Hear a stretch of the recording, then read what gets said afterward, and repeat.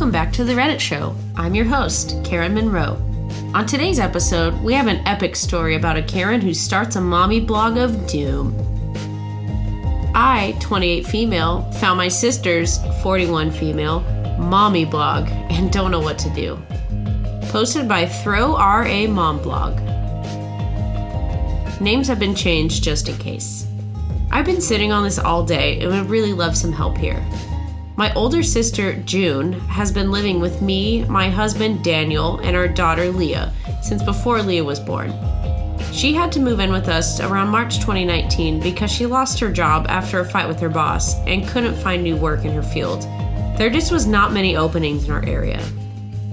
She'd been living with her long-term boyfriend, but they'd gotten into an argument of some sort, and he ended up kicking her out. She'd had nowhere to go since we didn't have any family nearby. So I talked with Daniel and asked if she could stay with us until she got back on her feet. I said she could help me around the house since I was pregnant at the time and my husband works long hours. Besides, Daniel didn't like the idea of me being home alone, especially while pregnant, so he agreed, saying it was a good idea. June had been very thankful for a place to stay and was a great help around the house. She was an even bigger help after Leah was born. I still did the bulk of the childcare with Daniel, helping when he's home, but it's nice to have someone else at home during the day to share the workload with.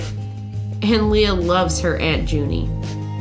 The problem started one day when I was looking up matching mommy and baby princess dresses, since I was hoping for Leah and I to be matching queen and princess for Halloween this year. Yes, I'm one of those people who plans costumes way ahead. Well, I got sucked down the mommy blog rabbit hole and spent almost an hour looking through blogs and stuff until I saw a familiar kitchen. It was familiar because it was my kitchen. I know because I decorated my kitchen myself, and it's a rustic, sorta country theme. There were my 3 antique copper Jell-O molds my grandma gave me hanging on the wall next to the fridge. I could also see the treat bell I made for our kitty hanging on the fridge handle. She rings it when she wants treat attention. I clicked on the picture and it took me to a mommy blog run by mommy names similar to mine. The more I scrolled through the blog, the more disturbed I got. She had pictures of herself in my house like it was hers. In one, she was even wearing one of my blouses. The pictures of her and Leah were all tagged mommy and daughter. There were even a couple of pictures of her, Leah, and Daniel that I recognized. I'd originally been in the photos, but she had apparently cropped me out of them. What do I do? How the hell do I even broach this?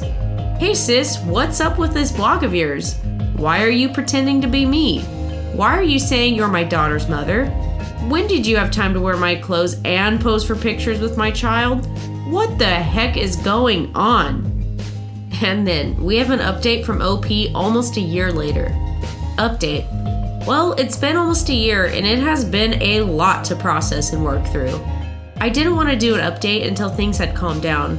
So now things have settled enough for me to do so here I am. This is a super long one, so please bear with me. To start, June is no longer living with me and my family. The day after I found the mommy blog, I sat Daniel down and told him everything. I showed him the blog and he was incredibly disturbed and upset by it. He didn't like how many photos of Leah were online without our knowledge, because we don't post many pictures of her, and the ones we do are on our own Facebook accounts, which are private. He was worried if June was mentally okay, because this was nuts to him, and I said I wasn't sure, but I was worried about her too. We agreed we needed to talk to her ASAP, so he took Leah to his parents' house to stay the night before coming back home. I then contacted our parents to schedule a video call and tell them about June's mommy blog. I felt like they needed to know what was going on. Her mom was shocked, but our dad didn't believe it, so I sent them the link to the blog. They were quiet while they looked through it. I talked to them about how we, Daniel and I, were understandably weirded out by this and concerned for June. Dad looked disappointed. Mom, on the other hand, just looked stunned. I told them that June couldn't stay here anymore because of this, but we didn't want her out on the street. They said she could come stay with them. They wanted to be there via video call when we confronted June, but I said that all of us together would probably make her feel like she was being attacked. I said we'd call them afterwards, but do the confronting alone, and they'd probably have to help her move her stuff afterwards. After ending the call with him, I made sure I had my laptop there, half shut, with the blog open in case she tried to deny it. I had also screenshot and recorded countless pages and videos of the blog in case she tried to delete it to sweep the rug under us, like some people warned me she might do. That ended up being a good idea. When June sat down, she asked what was wrong, and I asked her if she had anything she'd like to come clean to us about. She's still my big sister, and I love her, so I wanted to give her a chance to own up to this on her own. Unfortunately, she said no, so I told her I had found her mommy blog. She was silent before saying she didn't know what I was talking about, so I opened my laptop and showed her the blog. She still tried to deny it and said that it wasn't okay I was blaming her for this when we didn't know if it was her doing it. She said she'd never even seen this blog before, nor has she ever been to the site it was on. Daniel told her to get her laptop and they'd start typing in the blog URL, and if no shortcuts appeared, then she was telling the truth and she'd never been to the site. But what if one did come up? Well, she was lying. She got defensive and said we were being ridiculous, but I insisted she get her laptop and just prove us wrong. If we were wrong, then we'd apologize. She hemmed and hawed for a bit before reluctantly getting her laptop. I noticed she was gripping it really tight when she opened it and signed in. I guess she realized that she was backed into a corner, so she just broke down into loud sobs. She started babbling out apologies, and I asked her why she did this. Why even fake being me and starting a blog?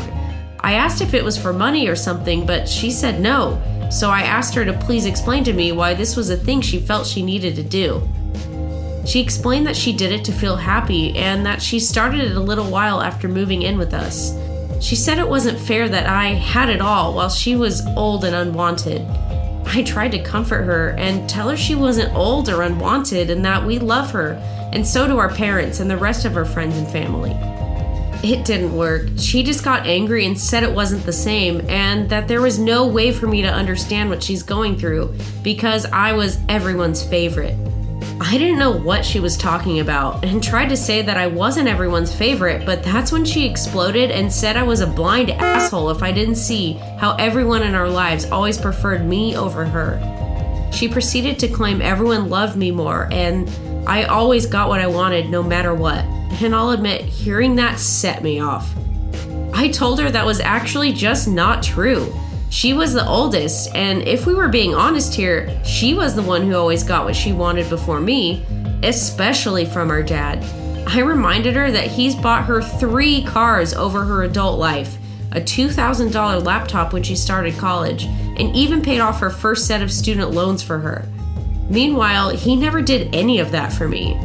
I didn't get to attend college because I didn't have the money, and I didn't want loans because I wasn't sure I'd be able to pay them back on time. The closest thing I got to what she got was when our dad offered to sell me his old car for cheap and gave me his old laptop after he upgraded with a brand new one. I told her I loved her, but she had to see how delusional she was if she thought I was somehow the favorite. I'll admit, this was a sore spot for me. It got a little more heated and we argued back and forth for a while. I told her she needed to pack her things because she couldn't stay here anymore. I told her that my trust in her was severely damaged and I didn't think her living with us would be good for anyone. She started sobbing again and begging me not to kick her out onto the streets. I told her our parents said she could stay with them so she wouldn't be on the streets. They live a couple hours away, but it's not like she was going to be homeless. She kept crying and said she'd delete the blog if we let her stay. I refused and suggested she needed to go to therapy, but that she could not stay here. While we were talking, her trying to compromise and me rejecting it, she opened the blog and began deleting everything. She kept repeating through tears, I'll delete it, I'll get rid of everything and won't post anything else. I made it clear through all of this that she was not staying here anymore, no matter what she did. Once she had all of it deleted, she looked up and said, all good now, it's gone. I told her it didn't matter, she wasn't staying here. That's when she blew up again and screamed, but I deleted it, there's no problem now. Like she believed that deleting it made it not happen. We told her to go get ready because our parents were already on their way to pick her up and they knew the situation. That caused her to really start flipping out. She was furious that I told our parents about the blog and that she couldn't bear to face our parents now. Things got messy, and the police were called by a neighbor because of how loudly she was screaming. The cops arrived before our parents did, and she almost got taken into custody for being too aggressive and not settling down when the officer told her to. When she finally calmed down, we were able to explain the situation to the officers.